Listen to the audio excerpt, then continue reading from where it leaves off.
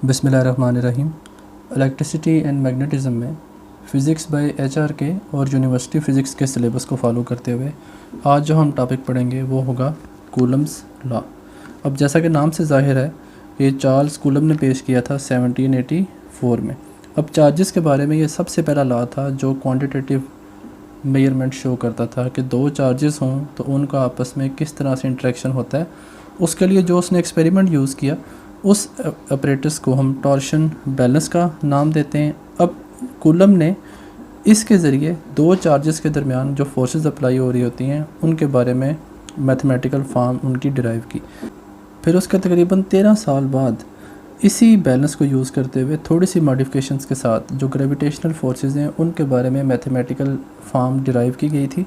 तो आज का जो हमारा टॉपिक होगा वो होगा चार्जेस के बारे में। तो हम टॉर्शनल बैलेंस को देखते हैं। अब टॉर्शनल बैलेंस में अगर हम देखें तो हमारे पास जो ऑपरेटस है वो सिलेंड्रिकल ग्लास केस है, यानी कि सारे का सारा ये सिलेंडर से बना हुआ है। हम इसको यहाँ से देखते हैं कि इसके जो पार्ट्स हैं, फिर हम इसकी वर्किंग के बारे में बात करेंगे। अब इसमें जो सबसे ऊपर है वो है टॉर्शन हेड। ये मेटल का बना हुआ है और इसने उसको ऊपर से क्लोज़ किया हुआ है। इस टॉर्शन हेड के साथ एक धागा लटक रहा है, silk fibre suspended from torsion head. कि ये जो ऑपरेटस का हेड है उसके साथ एक सिल्क का फाइबर है, वो बिल्कुल सीधा यहाँ से नीचे की तरफ आ रहा है। और ये जो यहाँ पर जो साइड पे जो ट्यूब बनी हुई है ये ग्लास की बनी हुई है, ग्लास ट्यूब, यानी हमें इसमें से वो आसानी से धागा नज़र आ रहा है। फिर नीचे जगह अगर हम देखें तो ये जो ऊपर से धागा आ रहा है ये धागा एक हॉरिजॉन्टल नीडल है उसके साथ अटैच है, और इस नीडल के बिल्कुल मिड में एक नॉब बनी हुई है। उसका काम ये है कि इस नीडल को बिल्कुल हॉरिजॉन्टल स्केल पे उसको लेवल करना है। अब इसकी नीडल की एक तरफ यहाँ पर हम एक सफ़ीर यूज़ कर रहे हैं और इस तरफ जो है यहाँ पर जो ए लिखा हुआ है, तो ए के लिए हम एक ब्रास डिस्क है जो मेटल ही होती है, तो मेटल की एक डिस्क है उसे हमने ए का नाम दिया हुआ है। अब यहाँ पर ये जो है सफ़ीर, इसका काम सिर्फ ये है कि उसने इस नीडल को, इस साइड को उसने बैलेंस रखना है। यानी ये जो सारी की सारी साइड है ए पॉइंट तक, उसने इस सारी की सारी को हॉरिजॉन्टली बैलेंस करने के लिए यहाँ पर ये स्फीयर यूज़ किया हुआ है। इसका और यहाँ पर कोई काम नहीं है। दूसरा ये वाला देखें तो ये हमारे पास एक स्केल है जो उसके ऊपर ही बना हुआ है। उसकी जो बैरूनी सतह है वो ग्लास ट्यूब की, उसके ऊपर ये बाहर बाहर हमें नज़र आ रहा है। ये जो यहाँ पे रेड लाइन शो हो रही है, अब ये रेड लाइन जो है ये शो कर रही है ग्लास रॉड सपोर्ट को। यहाँ पर एक ग्लास की हमने सपोर्ट रखी हुई है, उसको यहाँ से हमने पकड़ा हुआ है। फिर यहाँ पर जो नीचे उसके हमने एक मेटल का सफ़ीर यहाँ पे यूज़ किया हुआ है और इस मेटल के सफ़ीर को हमने इस रॉड के ज़रिए सपोर्ट किया हुआ है। ये बॉडी ए और ये बॉडी बी ये ऑलमोस्ट एक दूसरे के क्लोज़ हैं। अब जैसा कि मैंने आपको बताया कि ये वाला जो सफ़ीर है इसका काम सिर्फ इनको बैलेंस करना है, यानी हॉरिजॉन्टली वो नीडल हमें नज़र आती रहे। फिर जो ये वाला है, एक हमारा बॉडी ये आएगी ए और दूसरी बॉडी कौन सी आएगी, बी वाली। अब देखें ये ए और बी जो है ये नॉर्मली जब इन पे कोई चार्ज नहीं है तो ये बिल्कुल न्यूट्रल हालत में है, ये मूव नहीं कर रहे, कोई भी मूवमेंट इनमें नहीं आती। लेकिन अगर हम क्या करें ए के ऊपर और बी के ऊपर, मैं आपको सिंपलेस्ट फॉर्म में एक्सपेरिमेंट समझा रहा हूँ। तो अगर हम ए के ऊपर और बी के ऊपर नेगेटिव चार्ज अगर हम इनके ऊपर स्टोर कर देते हैं तो नेगेटिव चार्ज स्टोर करने से क्या होगा, इन दोनों के ऊपर रिपल्शन आएगी। रिपल्शन की वजह से अब ये जो बी है इसको तो हमने सपोर्ट दी हुई है तो ये तो मूव नहीं करेगा, लेकिन जो ए वाला है, ए के साथ पीछे नीडल है और नीडल जो है वो अटैच किसके साथ है, वो जो ऊपर से फाइबर आ रहा है, तो बी जो है वो अपनी जगह कायम रहेगा। ये जो ए है, ये ए यहाँ पे रहने की बजाय इस तरह से मूव करना शुरू कर देगा, यानी वो बी से पीछे की तरफ इस तरह से आना शुरू कर देगा। क्यों? क्योंकि दोनों पे नेगेटिव चार्ज था, दोनों एक दूसरे को रिपेल कर रहे थे। अब जैसे ही ये वाला जो नीडल है वो अपनी जगह से इस तरफ आएगी तो यहाँ पर हमें स्केल में नज़र आना शुरू हो जाएगा कि ए जो है वो कितना यहाँ पर आ रहा है, कितना आगे की तरफ जा रहा है। फिर जैसे जैसे ये ए इस तरफ आएगा पॉइंट, ये नीडल इस तरफ मूव करेगी, उसकी वजह से ये जो फाइबर है इस फाइबर के अंदर भी ट्विस्ट आना शुरू हो जाएगा। तो ये जितना चार्ज हमारा ज़्यादा होगा उतनी ज़्यादा नीडल इस तरह मूव करेगी, उतनी ज़्यादा रीडिंग हम यहाँ से नोट कर सकते हैं। फिर जितना ये चार्ज ज़्यादा है उतनी नीडल ज़्यादा मूव कर रही है तो उतना ही जो ऊपर का जो फाइबर है वो उतना ज़्यादा ट्विस्ट करना शुरू कर देता है। अब चार्ल्स कूलम ने क्या किया, उसने ये नोट किया कि अगर हम फॉर एग्ज़ाम्पल चार्ज की वैल्यू को कम कर देते हैं। अब चार्ज की वैल्यू कम कैसे करनी है, ये वाला जो बी है इसको वो रिमूव कर सकता है। रिमूव कैसे करेंगे, यहाँ से ग्लास राड को हम बाहर निकाल के तो बी की वैल्यू को कम भी कर सकते हैं, ज़्यादा भी कर सकते हैं। उसने ये नोट किया कि जब हम बी की वैल्यू को कम करते हैं, कम करने से ये जो नीडल यहाँ पे मूव करती है वो थोड़ा मूव करेगी, तो उस फाइबर में भी ट्विस्ट कितना आएगा, थोड़ा। अगर हम चार्ज बी के ऊपर ज़्यादा स्टोर करते हैं, उसकी वजह से रिपल्शन भी ज़्यादा होगी, तो ये जो नीडल है वो ज़्यादा से ज़्यादा इस तरफ मूव करना शुरू कर देती है। तो जितना चार्ज एक बॉडी पे या दोनों बॉडी पे ज़्यादा होगा, उतनी ही ज़्यादा नीडल इस तरह से मूव करेगी, उतना ही ज़्यादा वो फाइबर जो है वो ट्विस्ट होना शुरू हो जाता है। उसने यहाँ पे ये भी नोट किया कि ए और बी पे जितना फासला इनके दरमियान ज़्यादा होगा, उतनी ही जो है वो उनकी फोर्स है वो कम आएगी। अब उसने इनसे रिज़ल्ट्स क्या क्या निकाले। रिज़ल्ट्स की जब हम बात करते हैं तो रिज़ल्ट्स में उसने सबसे पहले ये देखा कि फॉर पॉइंट चार्जेस। अब पॉइंट चार्जेस क्या होते हैं, charged bodies that are very small in comparison with the distance r between them, यानी कि वो इतने छोटे होते हैं कि उनके दरमियान जो डिस्टेंस है वो काफ़ी ज़्यादा होगा और इनका जो अपना साइज़ है वो इस डिस्टेंस के मुकाबले में इंतहाई थोड़ा होता है, यानी ये इंतहाई छोटे छोटे चार्ज पार्टिकल्स होते हैं। पॉइंट चार्जेस के लिए electric force is proportional to 1/r²। अब 1/r² का मतलब क्या है कि जितना, अब देखें ये बटे के नीचे आ रहा है, तो जितना r ज़्यादा होगा उतनी फोर्स क्या होगी, कम। अगर हम r को डबल कर देते हैं, तो जब r को डबल करेंगे तो यहाँ पर जब 2 का स्क्वायर आएगा तो फोर्स कितनी हो जाएगी, 1/4। r को इंक्रीज़ करने से, यानी पॉइंट चार्जेस जो हैं Q1 Q2 उनके दरमियान जो डिस्टेंस है, अगर हम यहाँ पे r की जगह 2r लिखते हैं, तो जो उनके दरमियान फोर्स ऑफ अट्रैक्शन या रिपल्शन आती है, यानी जिस फोर्स से वो एक दूसरे के नज़दीक आ रहे हैं या एक दूसरे से दूर जा रहे हैं, वो उतनी ही 1/4 के लिहाज से इंक्रीज़ या डिक्रीज़ करना शुरू कर देती है। दूसरा उसने ये नोट किया कि जितनी चार्जेस की मैग्नीट्यूड है, वो जो हमने फिगर में देखा कि सफ़ियर ए और सफ़ियर बी जो थे, उनमें जितनी उनकी मैग्नीट्यूड होगी, उनके दरमियान अट्रैक्शन या रिपल्शन की फ़ोर्स भी उतनी ही ज़्यादा या कम आएगी। तो एक्सपेरिमेंट से उसने ये नतीजा निकाला कि एक तो फोर्स जो है वो डिपेंड कर रही है दोनों चार्जेस के दरमियान डिस्टेंस के। अब डिस्टेंस जितना ज़्यादा होता था उतनी फ़ोर्स कम हो जाती थी। और उसने ये नोट किया कि हमेशा वो 1/r² के लिहाज से आ रहा है। दूसरा उसने ये देखा कि दोनों चार्जेस की जो मैग्नीट्यूड है, अगर एक की मैग्नीट्यूड भी ज़्यादा आएगी फिर भी फोर्स ऑफ अट्रैक्शन या रिपल्शन बढ़ेगी, यानी उन दोनों का चार्जेस की मैग्नीट्यूड्स का उसके ऊपर फोर्स के ऊपर डायरेक्ट असर हो रहा है। यहीं से उसने एक स्टेटमेंट निकाली। स्टेटमेंट में वो ये बात करता है the magnitude of electric force between 2 point charges. 2 point charges के दरमियान जो इलेक्ट्रिक फोर्स है is directly proportional to the product of charges. इन दोनों चार्जेस की जो है मैग्नीट्यूड उनके डायरेक्टली प्रोपोर्शनल है and inversely proportional to the square of distance between them. उन दोनों के दरमियान जो डिस्टेंस है उस डिस्टेंस के क्या होगा, इन्वर्सली प्रोपोर्शनल। यहाँ से वो मैथमेटिकल फॉर्म उसकी डिराइव करता है। F डायरेक्टली प्रोपोर्शनल आ जाएगा Q1 Q2/r²। अब ये जो साइन यहाँ पे आ रहा है डायरेक्टली प्रोपोर्शनल का, इसको जब हम इक्वल में कन्वर्ट करते हैं तो इक्वल में कन्वर्ट करने के साथ यहाँ पे कोई ना कोई कांस्टेंट यूज़ किया जाता है। तो कांस्टेंट हम K यूज़ करेंगे, F = K Q1 Q2/r²। अब ये जो बार्स यहाँ पे यूज़ किए गए हैं ये हैं एब्सोल्यूट बार्स। अब एब्सोल्यूट बार्स क्या होते हैं, हम जब भी फोर्सेस को फाइंड आउट कर रहे होते हैं तो हमें सिर्फ उनकी मैग्नीट्यूड चाहिए होती है। हमने फोर्स की मैग्नीट्यूड निकालनी होती है और मैग्नीट्यूड हमेशा क्या होती है, पॉजिटिव। तो चार्ज बेशक पॉजिटिव हो बेशक नेगेटिव हो, इस फार्मूले में हम सिर्फ उनकी पॉजिटिव वैल्यू लिखते होते हैं, नेगेटिव साइन को हम यहाँ से छोड़ देते हैं। Absolute value bars are used. अब ये जो बार्स हैं Q1 और Q2 के साथ, क्योंकि एक चार्ज पॉजिटिव भी हो सकता है नेगेटिव भी हो सकता है, यूज्ड बिकॉज इस्तेमाल किया जाता है Q1 and Q2 can either both positive और बोथ नेगेटिव। वो दोनों पॉजिटिव भी हो सकते हैं, दोनों नेगेटिव भी हो सकते हैं। While the force F is always positive, जबकि उनके दरमियान जो फोर्स है वो हमेशा क्या रहेगी, पॉजिटिव रहेगी।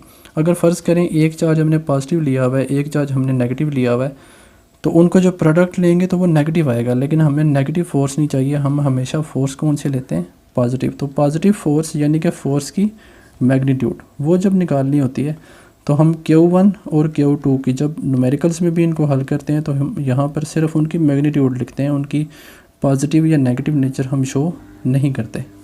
अब K जो हमने यहाँ पे यूज़ किया हुआ है, K के बारे में ज़रा डिटेल से बात करते हैं।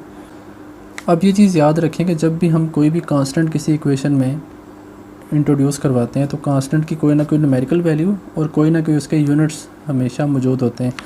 तो K के लिए जो हम कांस्टेंट यूज़ करते हैं वो है 1/4 पाई एप्सिलॉन नॉट। अब जब हम असल इक्वेशन को देखें तो असल इक्वेशन में क्या था, F = K Q1 Q2 over R square. K की जगह हम ये 1/4 पाई एप्सिलॉन नॉट यहाँ पे यूज़ कर लेंगे। अब देखें हमारे पास जो सिस्टम ऑफ यूनिट्स हैं, अब जैसे लेंथ है तो लेंथ के लिए हम मीटर भी यूज़ करते हैं, लेंथ के लिए हम फुट भी यूज़ करते हैं। तो हमारे पास जो है वो सिस्टम इंटरनेशनल भी आता है, ब्रिटिश सिस्टम भी आता है। लेकिन जब हम चार्जेस की बात कर रहे होते हैं तो इलेक्ट्रोमैग्नेटिज्म में there is no British system for electric units. अब ये जो यूनिट्स हम पढ़ रहे हैं ये इलेक्ट्रोस्टैटिक्स में है, इलेक्ट्रोमैग्नेटिज्म में है। इलेक्ट्रोमैग्नेटिज्म के लिए जो ब्रिटिश सिस्टम है उसमें कोई भी यूनिट्स नहीं है। तो ये जो है पूरे वर्ल्ड में एक ही तरह के यूनिट्स, एक ही तरह के न्यूमेरिकल वैल्यूज़ यूज़ की जाती हैं। अब जब K को डिफ़ाइन कर रहे थे तो यहाँ पर था 1/4 पाई एप्सिलॉन नॉट। ये जो एप्सिलॉन नॉट है, अगर हम इसको देखें तो एप्सिलॉन नॉट हम बात करते हैं इलेक्ट्रिक कांस्टेंट कहा जाता है इसे, और नॉर्मल लैंग्वेज में हम कहते हैं permittivity of free space. Permit कहते हैं इजाज़त देना, फ्री स्पेस कहते हैं सिंपल स्पेस को, यानी जहाँ पर एटम्स वगैरह कुछ भी नहीं है। अब देखें इसकी जो डेफिनेशन है, it represents the capability of vacuum, यानी वो वैक्यूम की सलाहियत है टू परमिट इजाज़त देना इलेक्ट्रिक फील्ड्स आर फोर्सेस। अब दो चार्जेस हैं, एक चार्ज है Q1, एक चार्ज है Q2। इन दो चार्जेस के दरमियान अगर हमारा यहाँ पर वैक्यूम मौजूद है तो वैक्यूम कितनी परमिशन दे रहा है Q1 और Q2 को आपस में अट्रैक्शन या रिपल्शन करने की। वो जो प्रॉपर्टी है उस प्रॉपर्टी को हम नाम देते हैं परमिटिविटी ऑफ फ्री स्पेस का नाम दिया जाता है। अब यहाँ पर जो दो बुक्स मैं फॉलो कर रहा हूँ उन दो बुक्स में सिर्फ वैक्यूम की परमिटिविटी को डिस्कस किया गया है। वो जो इंसुलेटर है, डाइलेक्ट्रिक है, उनके बारे में डिटेल से बात नहीं की गई। तो मैं सिर्फ इन बुक्स को फॉलो करूँगा। रिलेटिव परमिटिविटी के बारे में अक्सर स्टूडेंट्स को कन्फ्यूजन्स होती हैं कि इसका क्या मतलब है, ये रियल लाइफ में इसको कैसे समझेंगे, इसको हमने किस तरह से करना है। तो उसके लिए मैं इंशाल्लाह अलहदा से टॉपिक बना दूँगा, तो वो इंशाल्लाह सबका क्लियर हो जाएगा। अभी हम सिर्फ बात करेंगे परमिटिविटी ऑफ फ्री स्पेस की। तो स्पेस जो है वो उसमें दो चार्जेस अगर मौजूद हों तो इस चार्ज की वजह से इस चार्ज के ऊपर या इसकी वजह से इस चार्ज के ऊपर जो इफ़ेक्ट आ रहा है उस इफ़ेक्ट में कितना उसके दरमियान मटेरियल है उसका जितना इफ़ेक्ट आ रहा है। तो अगर मटेरियल यहाँ पर स्पेस है तो स्पेस में एक चार्ज दूसरे चार्ज के ऊपर किस तरह से इफ़ेक्ट कर रहा है, उस इफ़ेक्ट को जानने के लिए हम वर्ड यूज़ करते हैं परमिटिविटी। और परमिटिविटी ऑफ फ्री स्पेस की जो वैल्यू है वो हम यूज़ करते होते हैं 8.85 मल्टीप्लाई 10⁻⁻12। साथ में इसके यूनिट्स हैं कूलम स्क्वायर पर न्यूटन मीटर स्क्वायर। अब ये जो यूनिट्स हैं ये हमने एफएससी लेवल पे डिटेल से पढ़ा हुआ है कि जब भी हम कोई कांस्टेंट डिफ़ाइन करते हैं तो उसके हमने यूनिट्स निकालने हो तो हम कैसे यूनिट्स निकालते हैं। तो मैं उम्मीद करता हूँ कि ये चीज़ आपको आती होगी। अब जब ये एप्सिलॉन नॉट की वैल्यू यहाँ पे दर्ज की जाती है असल इक्वेशन में K = 1/4 पाई एप्सिलॉन नॉट, जब एप्सिलॉन नॉट की वैल्यू यहाँ पे दर्ज करेंगे तो यहाँ पे दर्ज करने से सारी वैल्यू को मल्टीप्लाई करके 1 से डिवाइड करेंगे तो हमारा जो आंसर आएगा वो आएगा 8.988 मल्टीप्लाई 10⁻⁹। ये साथ में उसके यूनिट्स हैं न्यूटन मीटर स्क्वायर पर कूलम स्क्वायर। जब हम इस वैल्यू को थोड़ा सा मज़ीद अगर आसानी से लिखें, राउंड ऑफ करें तो राउंड ऑफ करने से आ जाता है 8.99 मल्टीप्लाई 10⁻⁹, या हम इसे नॉर्मली 9 मल्टीप्लाई 10⁻⁹ भी लिख सकते हैं। तो हम जब भी फोर्स का फार्मूला लिखेंगे F = K Q1 Q2 over R square, तो K की जगह आप ये 1/4 पाई एप्सिलॉन नॉट लिखने की बजाय डायरेक्ट 9 मल्टीप्लाई 10⁻⁹ लिखें और साथ में Q1 Q2 over R square लिख दें। यहाँ तक जो हमने बात की वो हमने फ़ोर्स की मैग्नीट्यूड की बात की है। हम सब ये जानते हैं कि फ़ोर्स जो है वो स्केलर नहीं है, वो क्या है और वेक्टर्स में क्या आता है, मैग्नीट्यूड के साथ साथ क्या आती है, डायरेक्शन। तो डायरेक्शन को देखने के लिए अगर हम बात करें, डायरेक्शन ऑफ फोर्स निकालनी हो तो उसके लिए देखें, अगर फॉर एग्जांपल ये दो चार्जेस हैं Q1 है Q2 है, अगर फ़र्ज़ करें ये दोनों के दोनों पॉजिटिव हैं तो जो सेम चार्जेस होते हैं वो सेम चार्जेस एक दूसरे को क्या करते हैं, रिपेल। अब ये Q2 Q1 को रिपेल करेगा, Q1 Q2 को रिपेल करेगा, लेकिन जो इनकी रिपल्शन होगी Q2 की वजह से Q1, वो जो एक सीधी लाइन दोनों के दरमियान है जो दोनों को ज्वाइन कर रही है डायरेक्ट, Q1 उसी डायरेक्शन में इस तरफ जाना शुरू कर देगा। Q2 जो है, अगर हम Q1 की तरफ से देखें तो Q1 की वजह से Q2 इसी डायरेक्शन में जाना शुरू कर देता है। अगर Q1 और Q2 अपोजिट हैं, Q1 अगर पॉजिटिव है, ये अगर नेगेटिव है, तो पॉजिटिव नेगेटिव को अपनी तरफ खींचेगा तो वो इसी सीधी लाइन की तरफ खींचेगा। अगर Q2 Q1 को अपनी तरफ खींचेगा तो वो भी इसी सीधी लाइन की तरफ खींचेगा, यानी वो लाइन जो दोनों चार्जेस को आपस में मिला रही है। अब स्टेटमेंट अगर देखें तो जो डायरेक्शन ऑफ फोर्स है दो चार्जेस के दरमियान, always along the line joining the charges, वो हमेशा उस लाइन की तरतीब से होगी जो उन दोनों चार्जेस को आपस में मिला रही है। अगर वो अट्रैक्शन है फिर भी इसी लाइन के ऊपर आ रहे हैं, अगर रिपल्शन है तो इसी लाइन को अगर हम एक्सटेंड कर दें तो इसी लाइन के अलॉन्ग उनकी अट्रैक्शन या रिपल्शन हो रही है।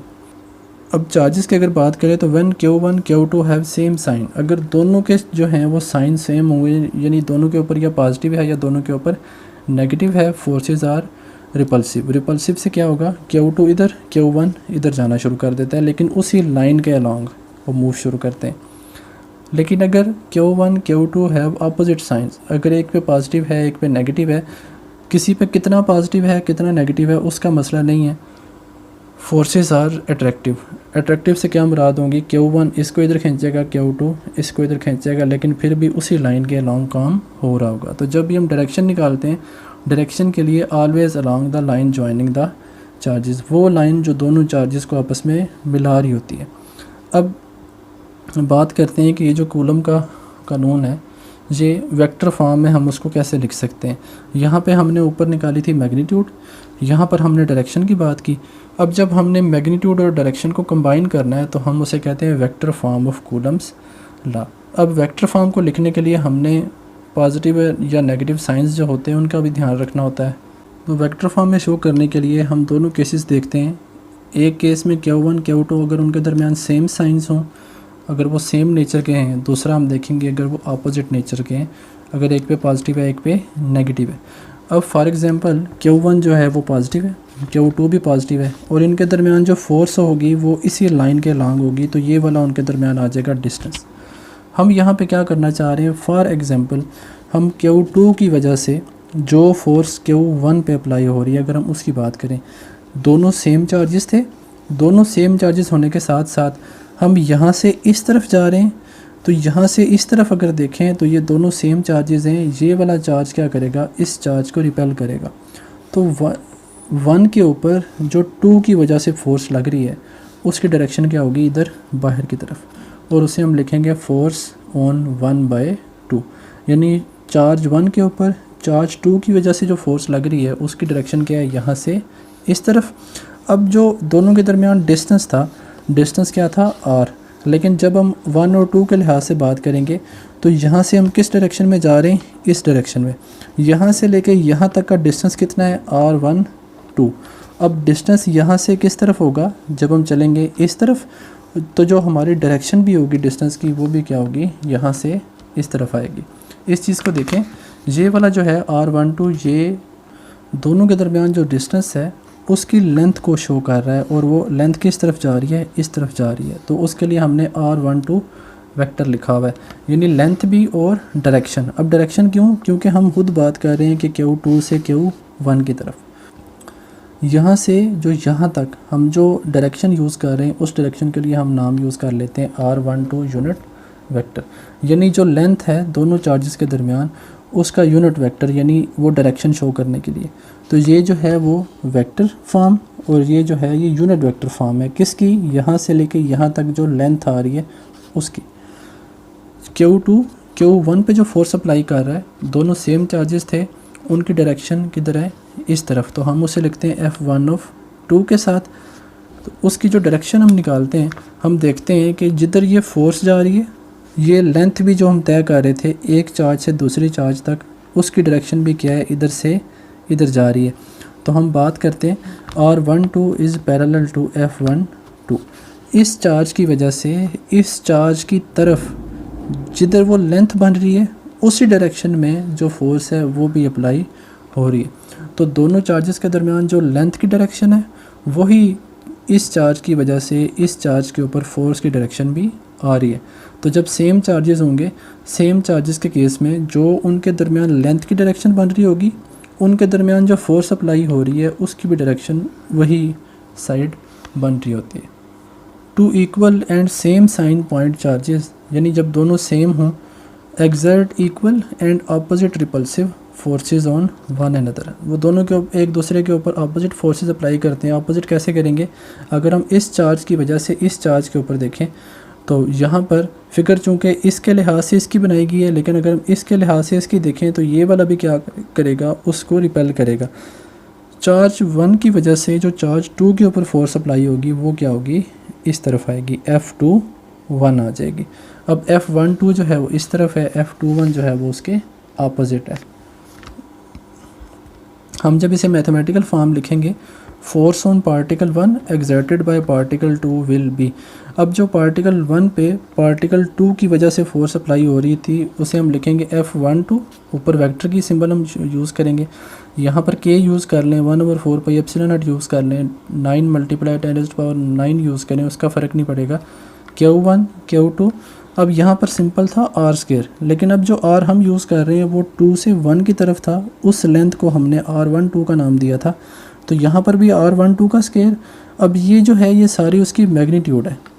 डायरेक्शन को यूज़ करने के लिए हम लिखेंगे R12 का यूनिट वेक्टर। अब यूनिट वेक्टर क्या होता है, जिसकी अपनी मैग्नीट्यूड 1 होती है लेकिन वो सिर्फ़ और सिर्फ डायरेक्शन को शो कर रहा होता है। तो हम डायरेक्शन कैसे कर रहे थे, Q2 से Q1 की तरफ जा रहे थे, इसलिए हमने यहाँ पे R12 यूज़ किया था। इसी तरह से जब हम बात करेंगे Q1 और Q2 के जब अपोजिट साइंस होंगे तो वो आपस में क्या करेंगे, अट्रैक्शन करेंगे। अब इस केस में देखें, अगर ये पॉजिटिव है तो ये नेगेटिव है। अगर हम ऊपर वाले केस से इसको कंपेयर करें तो ऊपर वाले में सेम चार्जेस थे, यहाँ पर क्या हैं, अपोजिट चार्जेस। ऊपर वाले केस में जिधर Q2 की वजह से Q1 पे फोर्स अप्लाई हो रही है वो डायरेक्शन क्या थी, इधर, लेकिन Q2 की वजह से जो लेंथ बन रही है उसकी डायरेक्शन भी क्या है, इधर, यानी लेंथ भी इस तरफ हम मेजर कर रहे थे और फोर्स भी हमें इस तरफ मिल रही है। इस केस में क्या होगा, हम लेंथ वही मेजर करेंगे, Q2 की वजह से जो फोर्स Q1 पे अप्लाई होगी उसको हमने ये रेड साइन से शो किया हुआ है। लेकिन चूँकि ये अपोजिट साइंस हैं, अपोजिट साइंस की वजह से Q2 जो है वो Q1 को अपनी तरफ खींचेगा। अब इस केस में Q2 से Q1 की जो लेंथ है वो R12 ही है, जैसे ऊपर वाले केस में था। लेकिन यहाँ पर जो फोर्स अप्लाई होगी वो अट्रैक्टिव है, तो अट्रैक्टिव फोर्स क्या करेगी, इस चार्ज को इस तरफ लेके आएगी। अब ऊपर वाले केस में क्या था, जिधर हम लेंथ को मेजर कर रहे हैं उधर ही फोर्स अप्लाई हो रही है। इस केस में क्या है कि जिधर हम लेंथ की तरफ जा रहे हैं उसके अपोजिट फोर्स अप्लाई हो रही होती है। तो जब हम होते हैं अपोजिट साइंस की बात कर रहे होते हैं, अपोजिट चार्जेस की, तो उनमें जिधर हम डिस्टेंस मेजर कर रहे होते हैं, जिस डायरेक्शन में हम जा रहे होते हैं, फोर्स उसके अपोजिट होती है, तो हम उसको लिखते हैं anti parallel R12 anti parallel to F12। अब R12 क्या है, 2 की वजह से 1 तक का जो डिस्टेंस है उसकी जो डायरेक्शन है वो इस तरफ, लेकिन जो उसके रिज़ल्ट पे फोर्स आ रही है उसकी डायरेक्शन क्या है, उसके अपोजिट, तो वो है F12। इसी तरह से ये जो है पॉजिटिव चार्ज है, ये नेगेटिव चार्ज को भी अपनी तरफ खींच रहा है। नेगेटिव चार्ज पॉजिटिव चार्ज पे इस तरफ ज़ोर लगा रहा है, पॉजिटिव चार्ज नेगेटिव चार्ज पे इस तरफ ज़ोर लगा रहा है। तो ये जो है यहाँ पर हम बात करते हैं न्यूटन थर्ड लॉ की। न्यूटन थर्ड लॉ है क्या, न्यूटन थर्ड लॉ को समझने के लिए दोबारा से अगर हम फिगर्स को देखें तो ये अगर सेम साइंस हों तो सेम साइंस की वजह से ये वाला चार्ज इस चार्ज पे इस तरफ ज़ोर लगा रहा है। अब जितना ज़ोर ये वाला चार्ज इसके ऊपर लगा रहा होता है उतना ही ज़ोर ये वाला चार्ज इस चार्ज के ऊपर लगा रहा होता है। तो एक फोर्स की मैग्नीट्यूड, यानी एक चार्ज की वजह से जो फोर्स की मैग्नीट्यूड है वो दूसरे चार्ज की वजह से फोर्स की मैग्नीट्यूड के इक्वल है, लेकिन डायरेक्शन उनकी क्या है, आपस में अपोजिट। इसी तरह यहाँ पर देखें, जब दोनों अपोजिट चार्जेस होंगे तो अपोजिट चार्जेस के केस में ये वाला पॉजिटिव जिस फोर्स के साथ इसको अपनी तरफ खींचेगा, ये वाला नेगेटिव भी उतनी ही फोर्स के साथ इसको अपनी तरफ खींचना शुरू कर देता है।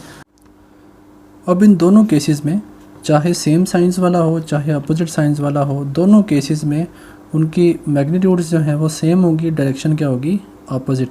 सेम साइंस के केस में वो एक दूसरे को रिपेल करेंगे, अपोजिट साइंस के केस में वो एक दूसरे को क्या करेंगे, अट्रैक्ट करेंगे, लेकिन हमेशा उनकी डायरेक्शंस क्या आएंगी, अपोजिट आएंगी। The above two forces obey Newton's third law, they are always equal in magnitude, उनकी मैग्नीट्यूड जो है वो हमेशा एक दूसरे के इक्वल आएगी, but opposite in direction, direction दोनों केसेस में क्या आएगी, अपोजिट।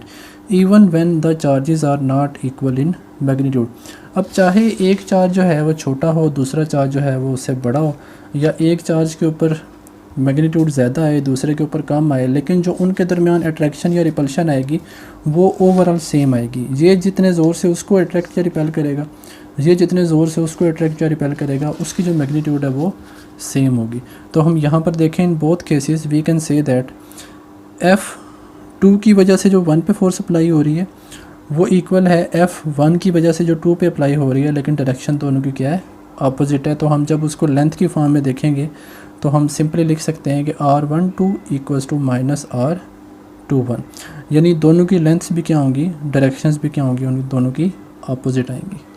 अब आगे देखते हैं जो हमारे नेक्स्ट टॉपिक्स हैं उनके रिलेटेड जो कूलम लॉ का टॉपिक बनता है, प्रिंसिपल ऑफ सुपरपोजिशन। और प्रिंसिपल ऑफ सुपरपोजिशन है क्या, अब यहाँ पर फ़र्ज़ करें दो चार्जेस थे Q1 Q2, जैसे हम लास्ट में पढ़ रहे थे, तो जब दो चार्जेस होंगे तो उनके दरमियान तो फोर्स निकालना आसान है, लेकिन जब चार्जेस दो से ज़्यादा जितने भी हों उनकी वजह से, फॉर एग्ज़ाम्पल हमने किसी एक चार्ज के ऊपर रिजल्टेंट फ़ोर्स निकालनी हो, तो जब उसे निकालना होता है, जब नंबर ऑफ़ चार्जेस की वजह से किसी एक चार्ज के ऊपर फोर्स निकालनी हो, उसे निकालने के लिए जो मेथड हम यूज़ करते हैं उसको हम कहते हैं principle of superposition.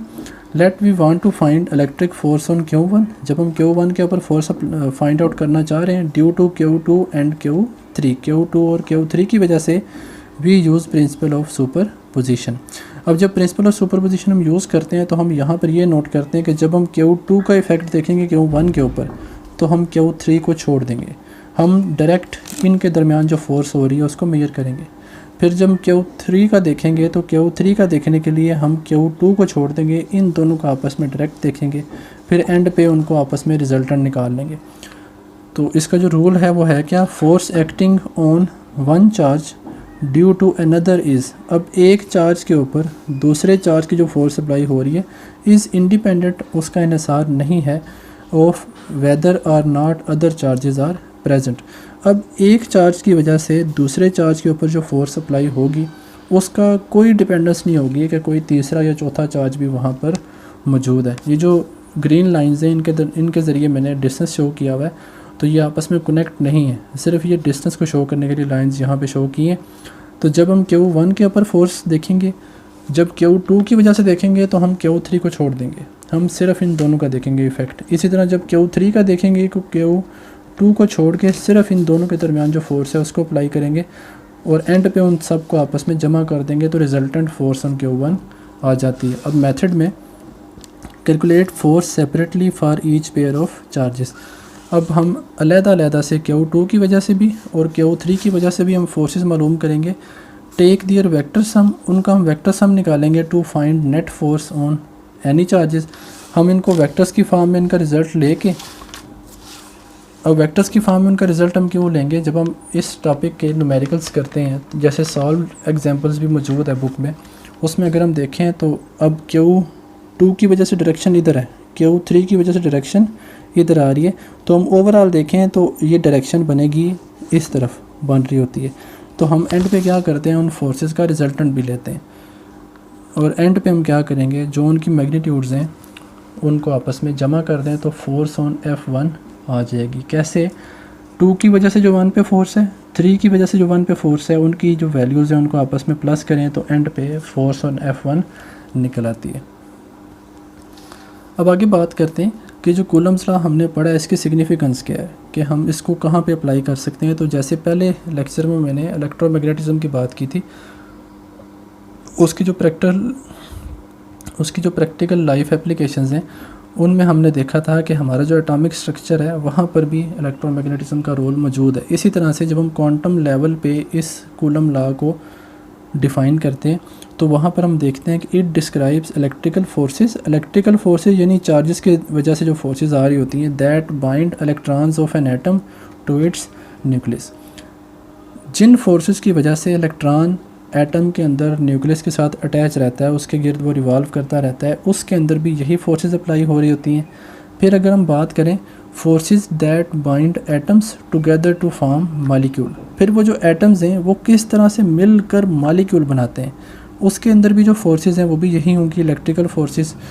Forces that bind atoms and molecules, जो एटम्स और मॉलिक्यूल्स को बाइंड करके इकट्ठा करके to form solids and liquids, solids या लिक्विड्स को बनाने में भी जो फोर्स अप्लाई हो रही होती है वो भी कौन सी होगी, ये electrical force. Most of daily life non gravitational forces are electrical in nature. अब जो नॉर्मल लाइफ में जिनमें ग्रेविटी नहीं होती वो फोर्सेस जो हैं वो नॉर्मली इलेक्ट्रिकल फोर्सेस मौजूद होती हैं। तो हम देखें तो हमारा एटॉमिक लेवल से लेके सॉलिड लेवल या लिक्विड लेवल तक जब वो बॉडी बन जाती है तो उसके अंदर जो फोर्स रोल प्ले करती है वो कौन सी होगी, कूलम फोर्स या इलेक्ट्रिकल फोर्स। अब लास्ट पे अगर हम ग्रेविटेशनल और इलेक्ट्रिकल फोर्सेस का आपस में कंपैरिजन करें तो कंपैरिजन में एक चीज़ तो देखें कि ग्रेविटेशनल फोर्सेस जो हैं is weaker than electrical force by a factor of 10⁻³ अगर हम इनकी मैग्नीट्यूड्स को देखें तो इलेक्ट्रिक फोर्स में जो कांस्टेंट आ रहा होता है उसकी वैल्यू होती है +9। ग्रेविटेशनल में जो कांस्टेंट आ रहा होता है उसके साथ जो 10 की पावर आ रही होती है वो होती है 10⁻11। तो ये इंतहाई थोड़ी वैल्यू, ये इंतहाई ज़्यादा वैल्यू आ रही होती है। तो उनके दरमियान जो डिफरेंस आ रहा होता है वो ऑलमोस्ट 10⁻39 का है। ये वाली जो फोर्स है इलेक्ट्रिकल फोर्स ये 10⁻39 टाइम्स ग्रेटर है ग्रेविटेशनल फोर्स से। दूसरा अगर हम देखें तो ग्रेविटेशनल फोर्स जो है वो वीक है बट अट्रैक्टिव, ये हमेशा अट्रैक्टिव रहती है लेकिन ये वीक है। अब ये वीक कैसे है, फॉर एग्जांपल ये पेंसिल है तो इस पेंसिल को ज़मीन अपनी तरफ खींच रही है लेकिन इसको मैं आसानी से यहाँ तक लेके आ सकता हूँ। तो ये है ज़रूर लेकिन इसकी वैल्यू क्या है, थोड़ी, लेकिन हमेशा क्या होती है, attractive. Responsible of farming large message for example stars galaxies, जितने भी बड़े अजसाम हैं जब उन्हें आपस में जोड़ना होता है तो उनके जुड़ने के लिए जो फोर्स दरकार होती है वो होती है ग्रेविटेशनल फोर्स, लेकिन ये हमेशा क्या होती है, अट्रैक्टिव, इसमें रिपल्शन नहीं आती। जबकि दूसरी तरफ जो इलेक्ट्रिकल फोर्स है is repulsive for same charges, जब चार्जेस सेम होंगे तो वो रिपल्सिव होगी। So it is not possible to accumulate large concentration of either positive और नेगेटिव चार्जेस। अब चूँकि जब सेम चार्जेस हैं तो उनमें रिपल्शन शो होती है, इस वजह से हम सारे के सारे सेम चार्जेस को या सारे के सारे नेगेटिव चार्जेस को एक ही जगह पे इकट्ठा नहीं कर सकते। फॉर एग्जांपल मैं बात करता हूँ कि हमने 100 पॉजिटिव चार्जेस इकट्ठे करने तो उन्हें आपस में इकट्ठा करना मुश्किल होगा क्योंकि वो सारे के सारे एक दूसरे को क्या करेंगे, रिपेल करेंगे। इसी तरह अगर हमने नेगेटिव चार्जेस को सिर्फ इकट्ठा करना हो तो उनको भी इकट्ठा करना मुश्किल है क्योंकि उनके दरमियान भी क्या है, रिपल्शन।